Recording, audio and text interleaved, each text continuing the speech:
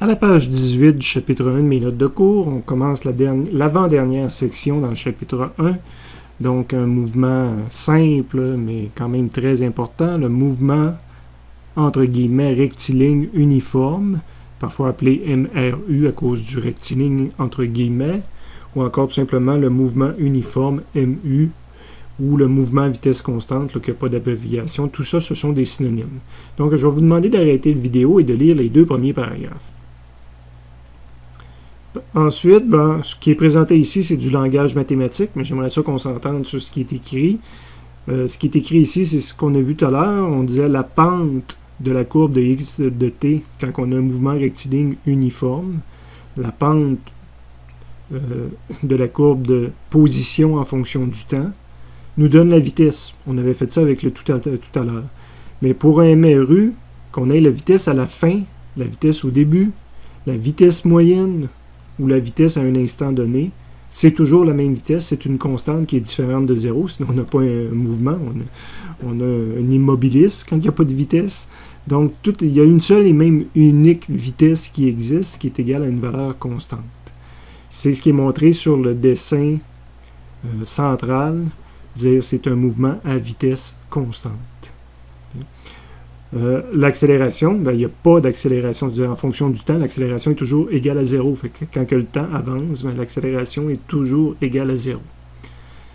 Comment est-ce qu'on reconnaît un MRU en termes de position? Si j'avance à vitesse constante, ça veut dire que pendant une minute, je vais avoir avancé de temps.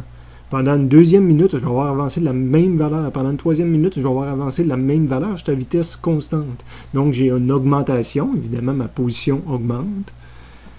Si j'avance, ça pourrait diminuer si je recule, mais si j'avance, ma position augmente et elle augmente de façon proportionnelle, comme une droite. Et ce qu'on disait tout à l'heure, c'est si je calcule la droite de ça, je vais obtenir la vitesse. Donc cette courbe-là représente la pente de celle-ci.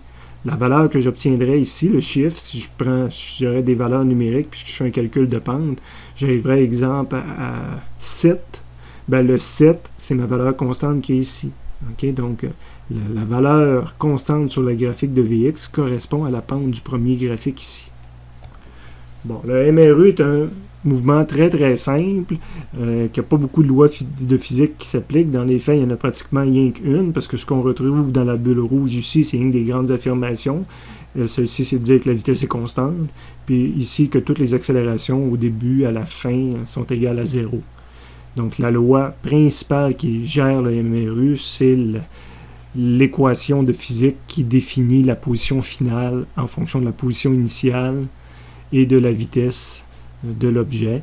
Donc x finale est égal à x initial plus vx fois delta t, ce qui est logique. Ma position finale dépend toujours de ma position initiale, plus la vitesse que l'objet a fois le temps, parce qu'il se déplace à vitesse constante. Bon, dans différents livres de physique et documents de physique, on peut la retrouver sous différentes formes, mais dans le fond, il restera qu'il y a toujours une seule forme pour cette équation-là. Fait que le MRU est guidé, est géré, s'explique exclusivement à partir de cette formule-là, que vous pouvez retrouver dans le résumé. Bon, il y a deux situations possibles, puis il y a des gens qui pourraient me dire « Monsieur, c'est-tu la même affaire? Je suis obligé de mettre le petit x en indice ici. » Au secondaire, il me semble, j'ai vu quelque chose d'équivalent à ça, qui était x final est égal à x initial plus v fois t ou v fois delta t. T et delta t, c'est la même chose, c'est des synonymes. Mais le vx veut dire quelque chose de plus. Au secondaire, vous avez vu souvent une loi, je vais entourer celle-ci ici, c'est souvent la loi que les étudiants me parlent le plus. Des fois, ça va être écrit autrement. xf est égal à xi plus v fois delta t. X est égal à x0 plus v fois t, mais toujours le même format. Ce qu'il y a de particulier, c'est que maintenant, on ajoute l'indice x. C'est parce que cette loi-là, ce n'était pas une loi générale, c'était une loi spécifique à un problème. Le problème, j'avance dans le temps. Okay? Avancer, ça veut dire par rapport à un système de référence, je m'en vais dans le même sens que le système de référence.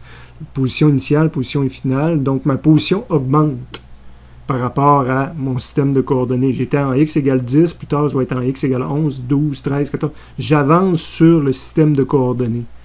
Donc, ma vitesse est dans le même sens que le système de coordonnées pour un certain temps. Là, je peux appliquer ce que vous avez vu beaucoup au secondaire pour les gens qui ont fait un cours de secondaire. Okay. Le problème avec cette loi-là, c'est qu'elle est fausse, ou en tout cas, elle n'arrive plus lorsque l'objet recule par rapport à mon système de coordonnées. Donc, j'étais en position initiale de 18, puis je recule à 17, à 16, à 15. L'objet recule sur l'axe, sur le système de coordonnées. Ben, je ne peux pas le calculer avec ça. Il faudrait que je le calcule en mettant un moins V fois delta T. Mettez des chiffres là-dedans, puis la seule façon d'arriver, c'est d'écrire moins V fois delta T. Ici, j'ai le même vecteur vitesse. Là. Lui, il est long de 2 carreaux, disons qu'il est long de 10 mètres par seconde. Ben, lui, il va vers l'arrière, il est long aussi de 10 mètres par seconde. Si je vous demande quelle est la vitesse de cet objet-là, quelqu'un pourrait me dire c'est 10 mètres par seconde. Puis la vitesse de cet objet-là, c'est aussi 10 mètres par seconde, sauf que dans l'autre direction. Mais ils ont tous les deux une vitesse de 10 mètres par seconde. Mais si je veux calculer la position finale, il faudra que je tienne compte qu'il y en a un qui recule, puis l'autre avance. Donc, j'aurais 2 lois de physique pour 2 situations. Puis on va voir que ça va se multiplier les situations possibles, puis que l'équation, la formule de base qu'on a vue, c'était souvent une formule pour la situation la plus simple. Ben, si j'écris Vx, je couvre les 2 situations. Vx veut dire V avec un signe. Donc, si le V est dans le bon sens, ça veut dire plus V, puis Vx, si le V est dans l'autre sens, ça veut dire moins V. Fait que cette une seule forme inclut les 2 autres. Donc, ce qu'on appelle la vitesse selon x, c'est la vitesse avec le signe basé sur l'orientation par rapport à l'axe des x. Donc, on va revenir souvent sur cette chose-là, là,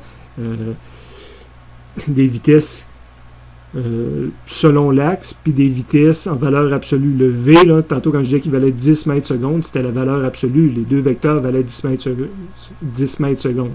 Vx, c'est une valeur avec signe, c'est-à-dire lui, Vx vaut 10, puis lui, son Vx vaut moins 10 parce qu'il va vers l'arrière. La section 7 du chapitre 1 sur le mouvement uniforme, le mouvement à vitesse constante, se poursuit à la page 19. Ce qu'on a voulu montrer à cet endroit, c'est que parfois la position n'est pas un mouvement uniforme. Le mouvement d'un objet n'est pas uniforme sur toute une période de temps. Exemple, ici, j'ai un mouvement, j'ai une accélération ici. Là, je me déplace en ligne droite. Ben, pas je me déplace en ligne droite, mais la position augmente de façon proportionnelle. Et là, la position augmente moins vite. Donc, c'est pas un MU, un mouvement uniforme au complet, ça, parce que ici, j'ai eu de l'accélération, puis ici, j'ai eu de la décélération. Mais je peux décomposer un problème en petits problèmes sur lesquels je peux travailler avec les bons outils. Donc, si je m'intéresse plus à la partie d'un graphique complexe où je peux dire qu'à l'intérieur de cette partie-là, c'est relativement droit, ben je peux appliquer les lois de la physique du mouvement uniforme à cette partie-là. Donc, entre T1, T initial et T final pris comme ça, ben, on a vu qu'on pouvait calculer la vitesse à l'aide de la pente de la courbe de position. C'est un calcul de pente mathématique qui va donner une valeur, un chiffre unique, une constante, et que ça, ben, c'est la vitesse, autant la vitesse instantanée, la vitesse moyenne que la vitesse scalaire. Il existe une seule vitesse pour un objet qui se déplace de façon uniforme. Donc, on a fait le graphique de vitesse correspondant à ce qu'on avait en haut. Ben, on a eu ici une augmentation de vitesse, c'était mon accélération, puis une partie où ce que la vitesse est constante, puis là, une décélération de vitesse. C'est l'équivalent de ce qu'on voyait en haut. Et j'aurais pu tracer aussi le graphique d'accélération, dire dans la partie où ce que je voyais une augmentation de vitesse, j'ai une certaine accélération. La vitesse est constante, je n'ai plus aucune accélération, et la vitesse diminue, ben, j'ai une accélération qui est négative.